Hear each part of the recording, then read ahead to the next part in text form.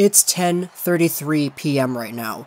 I have a geomorphology quiz that I haven't studied for. I don't know anything about geomorphology. That's tomorrow. I also have a literacy and vocabulary quiz tomorrow. I should be okay with that. But I just wanted to take a little bit of time to talk about things a little bit more. Because I'm sure everybody is just in absolute awe right now in this inevitable experience that we have just witnessed. And I'm gonna be honest, you guys know I didn't watch the whole game. I couldn't have. I was at work, but I dashed home right when I was off. I was off at 9, and I came back just in time to rewind the telecast a few minutes and watch Brendan Leipzig's spin-a-rama goal, where he deked out the guy totally and backhanded it right through Kemper. But as this game continued, as we rewinded the game and watched a little bit more of the highlights, things were really established to me just how beautiful this was. Everything was beautiful. And again, this is not a post-game talk. This is not me trying to dissect the game and give you guys a recap. This is just talking. It's just talking about things. Henrik and Daniel Sedin have stepped onto the ice of Rogers Arena for the very last time, and this was an absolutely perfect game. I don't even care that Markstrom let in 3 goals. I don't care that I saw only the last little bit of the third and then the overtime. This was the perfect game. Absolutely. It was perfect. This could not have been done better. The energy. I had so many friends that were at this game. They bought their tickets, $300 for 2 tickets. Some of the other people I knew in school, teachers and whatnot, bought their tickets right when the Sedins announced their retirement. They still got them at $40, which is very lucky. And overall, just the fact that so many people made this game what it was such an incredible showing. And going through the highlights, rewinding the telecast, watching a little bit of the earlier moments where the Sedins had really good chances, it was just amazing. The city of Vancouver, we really love our hockey players. And this was that one game that would really just cement that. Everybody loved Linden, everybody loved Bure, everybody loved Luongo, sometimes. And this right here, having an entire career played out with one team, the best 2 players on this team in the history of this team's existence. This team has done so much for the Sedins, and the Sedins have done so much for not just the team, but for Vancouver. There were a few videos posted online and on TV and everything, people, coaches, talking about how the Sedins are much better people than they are players. And that's all that you really want in a leader, isn't it? That's all you really want in somebody who's going to captain your team for 7 years. Somebody who's going to lead your team to greatness over the years. Somebody who's going to stay loyal to this team for what seemed like an eternity. This was longer than my life. These guys have been a part of the organization for an incredible long amount of time, even before I was born, and it's gonna be weird, you know? Weird looking at this team on the ice and not seeing 22 and 33 out there. Okay, I don't know what I want to talk about, guys. I'm going to be honest here. I don't want to make any redundant statements. I don't want to talk about things that I already talked about in my other Sedin videos, but this experience of the last home game ever played by the Sedins was just such a magnificent viewing. I'm truly speechless at just how well things turned out. The fact that the face-offs in this game were 33-22, the fact that the shots in the last game against Vegas were 33-22, the fact that Daniel Sedin got his first goal 33 seconds into the second period, the fact that Daniel Sedin got his second goal 33 seconds and 2 minutes into the overtime period. If you add the overtime to the third period, you get yourself 22 minutes and 33 seconds.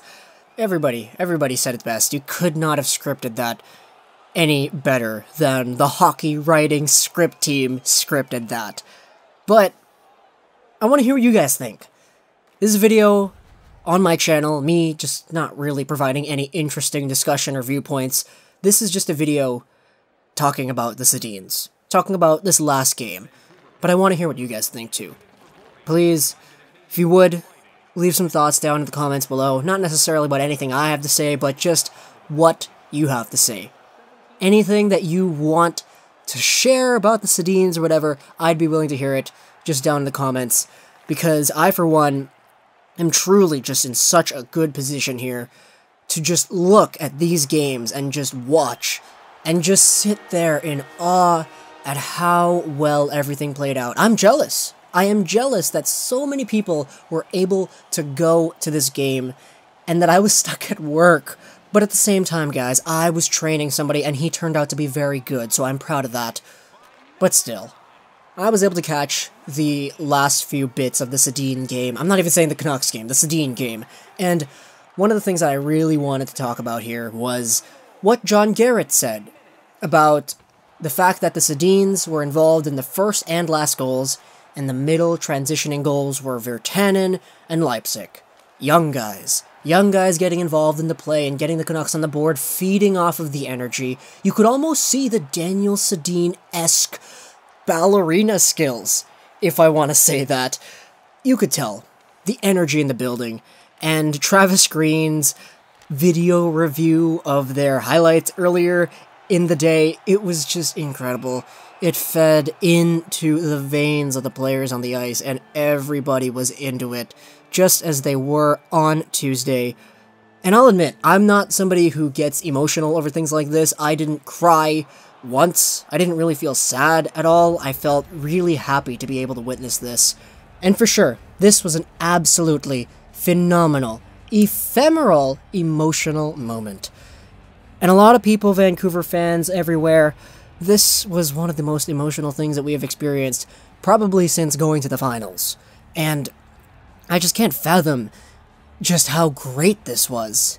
Then everybody else coming out at the end of the game, Goodbranson, Berchi, Dowd, Besser, Tanev, all our injured guys coming out, Dorsett was there. Everything was just phenomenally executed. And their retirement speeches, I guess, to the city of Vancouver, those were phenomenal. Their salutes to the crowd. Man, it was beautiful. Absolutely beautiful. And I saw so many people crying. I heard about so many people crying.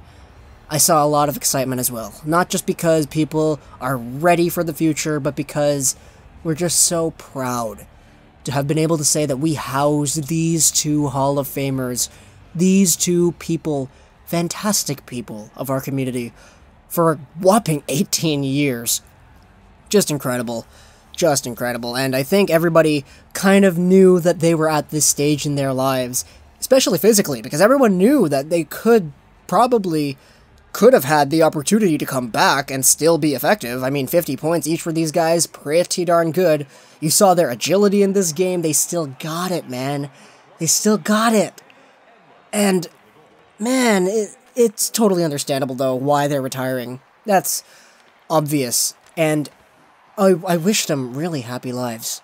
I really do. Retiring at 37, that's a man's dream, isn't it? And the fact that there are now 2 sets of lions hanging from the ceiling of Rogers Arena where retired numbers are stored, it just, it's a total indication the Sedins are getting their numbers retired.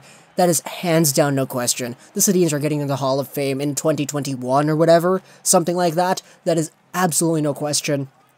I just really want to go to that game, man. When we retire that number, I mean, those 2 numbers, I want to be there. I want to be there. I'm going to be out of high school. One of my high school goals, I wrote this in my grade 8 letter to my grade 12 self back in 2014, 2013, something like that. I wrote that one of my goals was to see a Canucks playoff game live. And needless to say, I didn't go to any of the Canucks games versus Calgary, which means that this goal is one of none accomplishment. But still, I'm not giving up on my hopes, guys. I want to watch the Sedin's retirement ceremony. I want to go to that game. And I'm going to be out of high school. I'm going to be in BCIT and everything. Things are going to be different. But So gives. This is better than that. This is way better than that. Because these are literally hockey legends right here. Two guys, identical twins, brothers, best friends, fantastic people, who changed the way people visualized the game, the way people passed in the game, and the way that players were able to adapt from that European style over to the NHL style while maintaining a strong sense of, oh, quote-unquote, they're so weak and everything, and still having success. But for now, the Sedins, they got one more game left in Edmonton. Let's treasure that one. I hope they score hat tricks each. Hope you guys enjoyed this weird video. Please. This wasn't supposed to be any good. This was just me talking. Twitter plus, gaming, and bye.